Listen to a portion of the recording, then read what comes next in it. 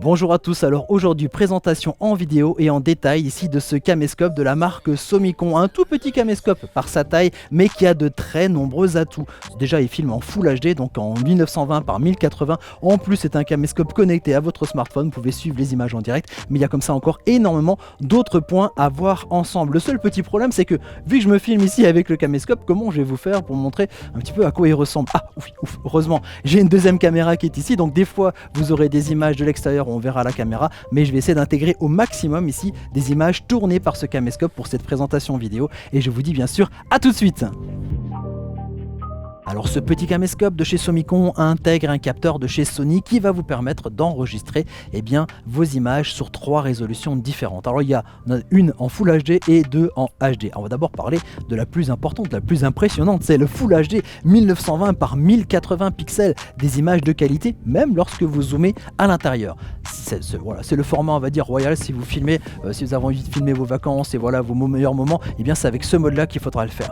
Ensuite ça va filmer en 30 images par seconde, ce qui est normal. Maintenant on va parler des deux autres résolutions donc en HD. HD, l'image est plus petite, elle a moins de résolution, c'est 1280 par 720 pixels.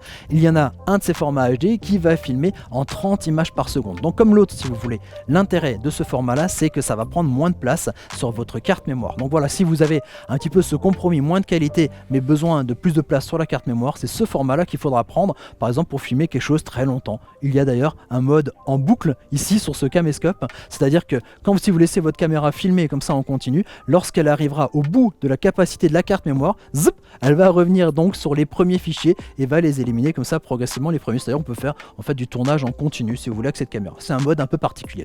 L'autre mode qu'il y a en haute définition, c'est le mode donc HD 1280 par 720 pixels à 60 images par seconde. L'intérêt ici de ce mode, c'est que quand vous allez le mettre après sur votre banc de montage, vous allez pouvoir mettre la vitesse en ralenti. Voilà, si vous voulez faire s'il y a des choses qui sont avec des mouvements très rapides, vous pouvez comme ça les mettre en mode ralenti. Il y a d'ailleurs un autre mode aussi présent sur ce caméscope qui est un mode mode ralenti, slow motion, en fait il s'appelle slow motion. Celui-ci vous pouvez l'activer et là aussi vous avez un petit mode saccadé, un petit peu ralenti si vous voulez avoir ce type d'image. Alors c'est vrai que cette caméra ressemble beaucoup à une caméra sport, vous savez les petites caméras embarquées, les petits cubes qu'on peut mettre sur le casque, sur le vélo ou des choses comme ça, mais il y a quand même quelques petites différences qui sont assez appréciables, à commencer par le zoom. Vous avez vu en haut là, il y a un petit bouton qui va vous permettre de zoomer. Alors c'est pas un zoom optique, c'est un zoom numérique, c'est-à-dire ça va en fait rentrer dans l'image, un zoom qui va aller jusqu'à 8 fois, mais qui permet quand même de se rapprocher de certains détails on va dire de l'image. Maintenant si vous êtes sur un banc de montage un peu développé, moi je vous conseille de filmer toujours en grand et de le faire au montage, de pouvoir resserrer comme ça l'image au montage, mais si vous n'avez pas de gros appareils pour du montage, franchement ça fera très bien l'affaire pour pouvoir comme ça zoomer pour avoir des détails du paysage par exemple, ou des petits animaux ou des plantes que vous allez voir autour de vous. Alors autre fonction qu'on ne retrouve pas non plus sur une caméra sport et qui est très appréciable ici sur ce caméscope, vous avez vu c'est au niveau de l'objectif ici, on peut switcher entre un mode paysage et un mode macro. Le mode paysage c'est quand vous prenez des images d'assez loin, comme ça des choses assez vastes. Le mode macro c'est l'inverse, c'est quand vous prenez des choses de tout près pour voir des détails de matière ou des détails sur une fleur par exemple, des choses comme ça, ou un insecte ou que sais-je, enfin voilà en tout cas au niveau des détails. Et donc ici ce petit sélecteur est progressif et donc on peut faire la mise au point comme ça sur des objets qu'on va voir de très près. Et ça permet d'enrichir vos vidéos et vos montages avec des images un peu différentes. Alors l'autre spécificité qu'on retrouve ici sur ce mini caméscope et pas forcément sur une caméra sport, c'est cet écran, un écran géant de 3 pouces, 1, 2 et 3, voilà. En fait pour vous dire que c'est un écran qui est quand même vachement plus grand qu'une caméra sportive et qui va vous permettre donc de bien cadrer vos images. Vous retrouvez aussi en permanence ici des infos utiles quand vous êtes en train de filmer, le niveau de la batterie, l'horaire, les différentes fonctions que vous avez activées, et aussi cet écran est tactile et donc on a la possibilité de changer de mode. Ah j'ai oublié de vous dire ça, oui, on a la possibilité donc de faire des vidéos, c'est pour un caméscope ça paraît logique, mais aussi la possibilité de faire des photos. Il suffit de changer de mode et bien sûr de pouvoir lire directement les images que vous avez prises ici sur le caméscope. Voilà, ça c'est petit aparté sur cette fonctionnalité. Et puis l'autre c'est la partie menu, et la menu on peut changer la taille de la vidéo, la balance des blancs, la fréquence des images, on peut rajouter quelques effets, bon c'est pas fou, on peut mettre du noir et blanc, du sépia ou des teintes comme ça de couleurs. On a la possibilité d'activer le stabilisateur, il y a un stabilisateur intégré dans l'image, là aussi ça va vous éviter de faire des petits tremblements l'enregistrement.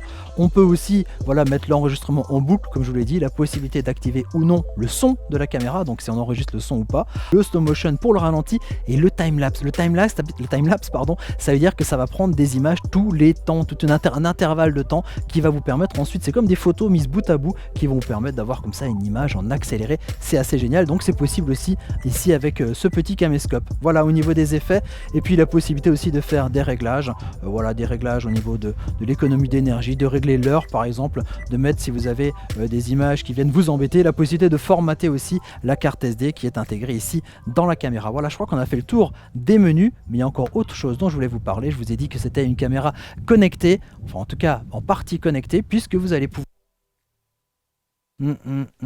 Et oui, et là, c'est le drame, hein. Ne cherchez pas, hein. C'est pas de votre côté qu'il y a un problème, c'est bel et bien de mon côté. C'est pas ma caméra ici, Somicon, là, qui a fait fou bon, mais le micro de ma caméra principale qui avait les batteries vides. Et vous voyez, quand on est lancé dans une explication, on s'en rend pas compte, on tchatche, et puis après, eh bien, quand on arrive au niveau du montage, eh bien, on se rend compte qu'il y a un petit problème, et donc on va rattraper le coup. C'est quand même un point important au niveau de cette caméra, la possibilité donc de qu'elle soit connectée à votre smartphone. Donc il y a une petite application qui existe sous iOS et sur Android, vous la téléchargez, vous l'installez, vous avez ça sur votre téléphone, vous allez pouvoir appairer en fait la caméra avec le smartphone via le Wi-Fi. Alors il y a une petite antenne Wi-Fi dans la caméra, une antenne Wi-Fi sur votre smartphone, vous allez appairer les deux. Alors au niveau de la portée, c'est pas exceptionnel, hein, ça dépasse à peu près une dizaine de mètres, on va dire, dans une pièce, et peut-être aller 15-20 mètres en champ libre, hein, voilà. Donc c'est pas foufou, mais ça permet quand même d'avoir un truc qui est pas mal, c'est que on va, au lieu d'avoir l'image ici sur l'écran de la caméra, vous allez avoir l'image en direct sur votre smartphone. Alors non seulement vous allez avoir l'image, mais en plus vous allez pouvoir lancer des enregistrements. Ça sert à quoi? Et bien simplement à vérifier son cadrage, et du coup cette petite caméra, vous pouvez la mettre dans des endroits complètement surprenants, très haut en hauteur ou très bas, ou dans des endroits éloignés. Vous pouvez faire des vidéos à distance grâce à ce système là. Donc voilà, c'est quand même assez chouette et pratique d'avoir cette connectivité. Alors comment ça fonctionne? Et bien il suffit d'activer ici le Wi-Fi au niveau de la caméra. Vous allez rechercher au niveau de vos paramètres dans votre téléphone un nouvel appareil Wi-Fi. Vous allez vous y connecter, vous passez ensuite par l'application, et il suffira donc de la passer sur la partie connexion et contrôle, et donc là vous aurez l'image et toute cette connectivité.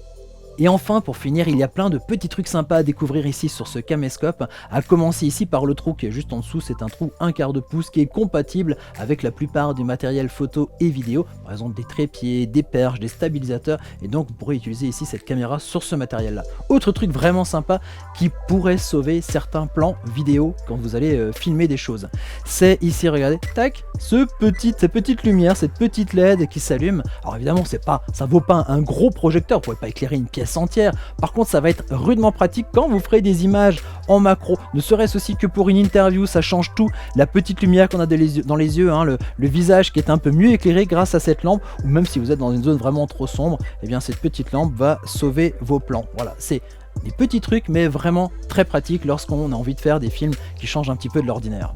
Et voilà, je crois qu'on a fait à peu près le tour de ce petit caméscope de la marque Somicon. Tout petit, mais comme vous l'avez vu, avec de très nombreuses fonctionnalités. Voilà, c'est un outil sympa pour commencer à faire de la vidéo. Donc lancez-vous dans la vidéo, faites du montage, soyez créatifs, et moi je vous dis à très bientôt pour découvrir de nouveaux objets techno. Allez, ciao ciao!